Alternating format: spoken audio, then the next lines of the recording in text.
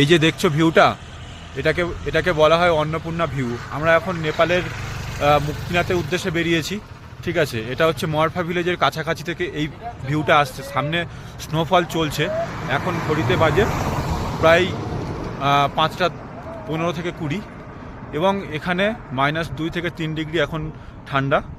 সামনে স্নোফল চলছে, আর এই যে ভিউটা দেখা যাচ্ছে সামনে থেকে, এটাকে বলা হয়, এই যে সোনার মতো চকচক করছে, এটাকে বলা হয় অন্নপূর্ণা পিক, ঠিক আছে।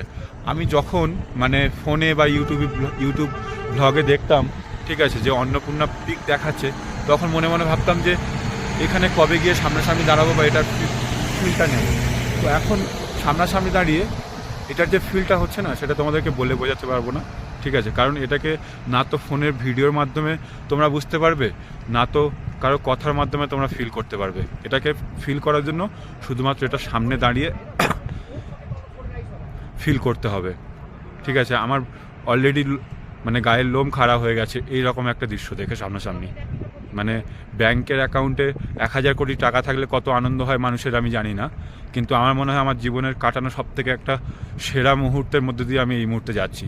এর সামনে দাঁড়িয়ে মনে হচ্ছে যে সব থেকে জীবনের মানে পৃথিবীর সব থেকে সুখী ব্যক্তি বলে আমার মনে হচ্ছে আমাকে। তো তোমরাও জানিও তোমাদের কেমন লাগছে অন্নপূর্ণা পিক। একদম পুরো গোল্ডের মতো জ্বলছে এটা।